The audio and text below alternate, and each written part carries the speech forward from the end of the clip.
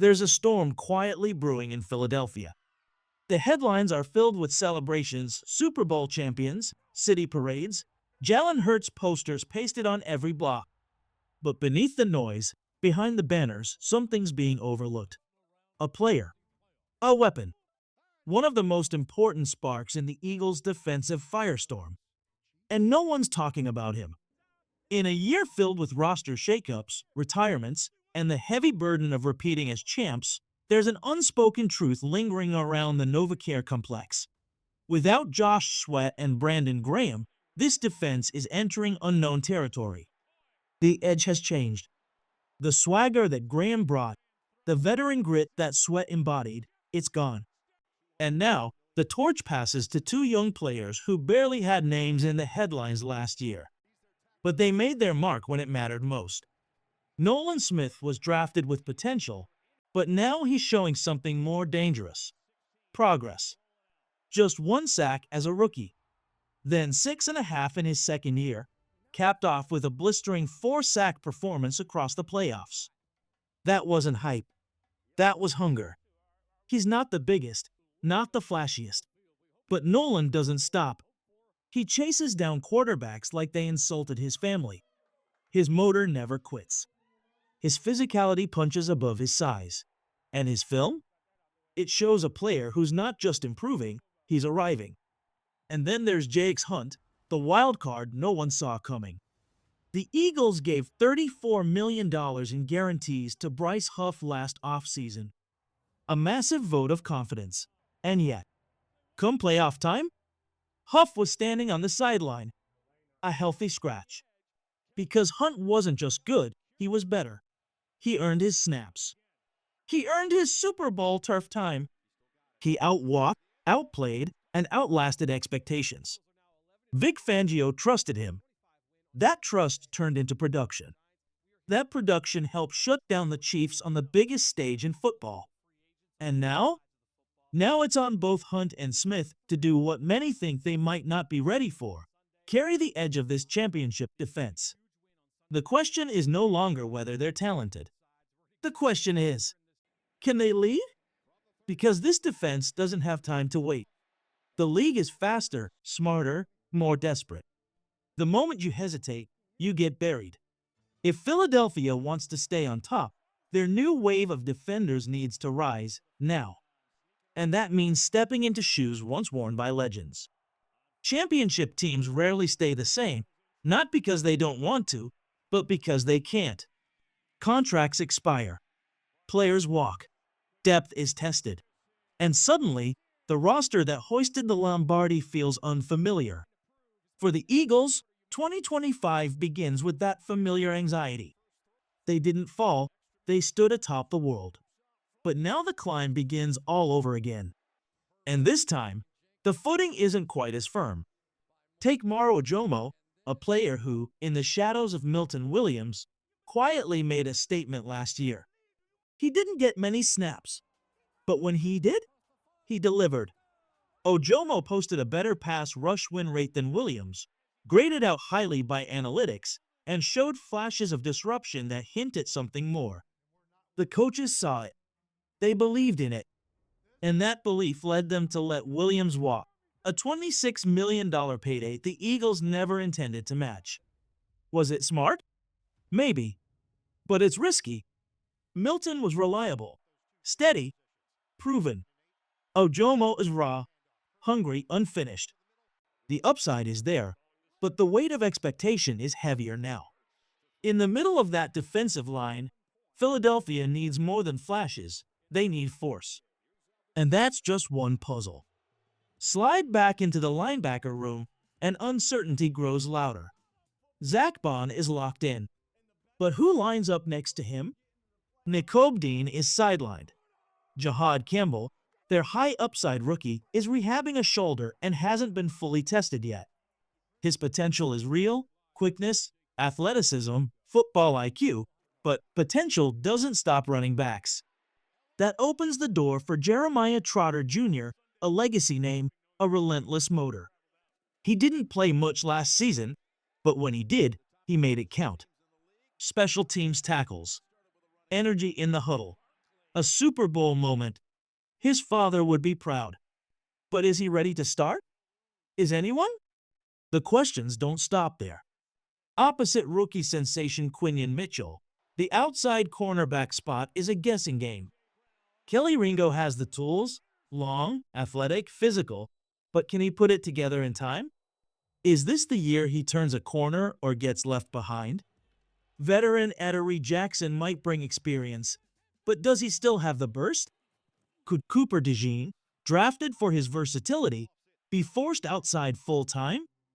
That's a risk, a gamble on instincts over polish. And at safety, it's another fight for trust beside Reed Blankenship.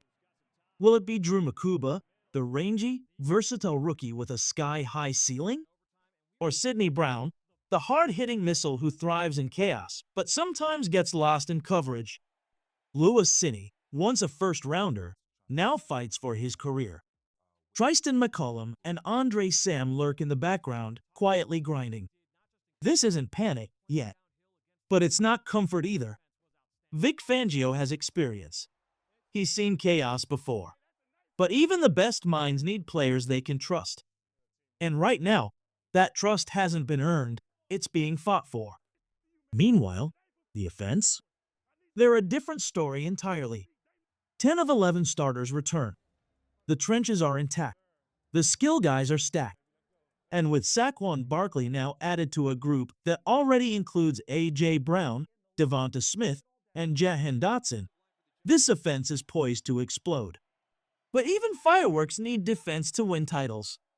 And Philly's defense? It's still writing its new identity, one position battle, one unknown, and one injury at a time.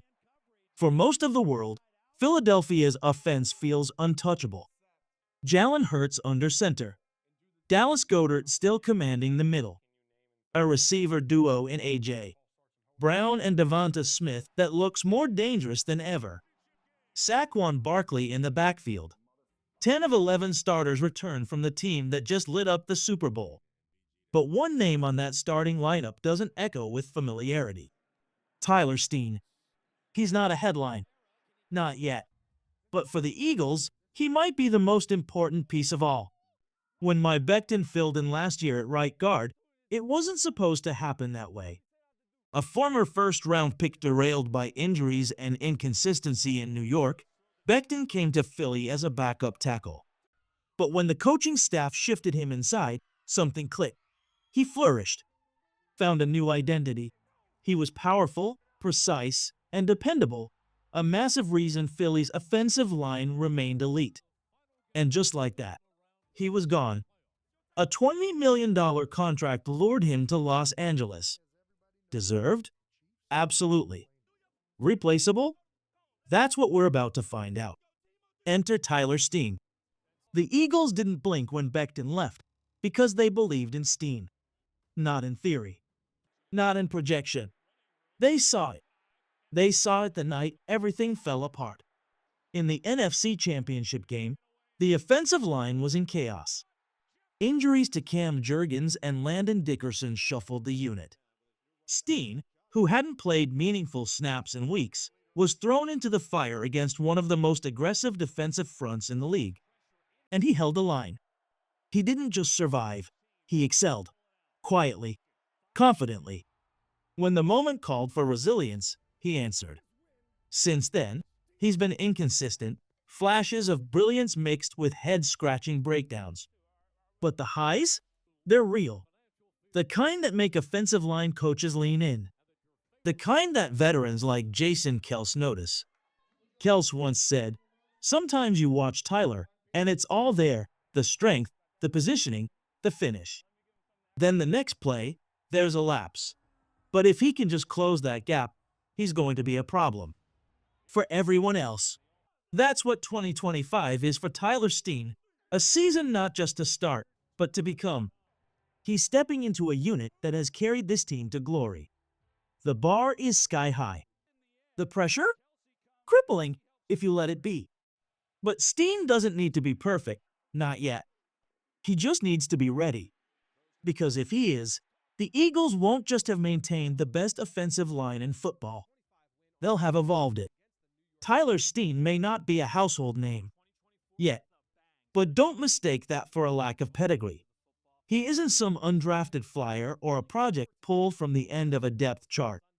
He was a third-round pick, a former starting tackle at Alabama, and an athlete whose pre-draft testing numbers ranked among the best at his position. In short, he belongs. At 6'6", 321 pounds, Steen has the size of a tackle and the footwork to match. 31 reps on the bench press. A 9.94 relative athletic score. By the numbers, he's elite. The kind of raw material coaches dream about molding into dominance. But the NFL doesn't run on combined scores. It runs on Sundays. And in limited snaps last season, 315 to be exact, Steen looked like what he was.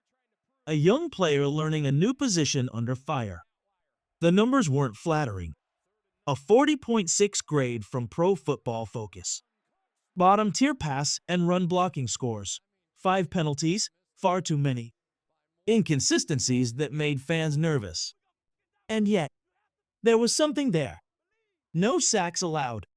No hits surrendered. When Steen lost, he didn't lose catastrophically.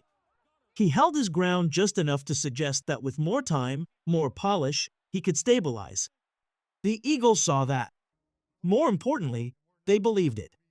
Because if they didn't, Mike Becton would still be here. They could have matched that 2-year, $20 million deal. They didn't. Why? Because they trust Steen. And behind that trust stands the most valuable figure in his development, offensive line coach Jeff Stoutland.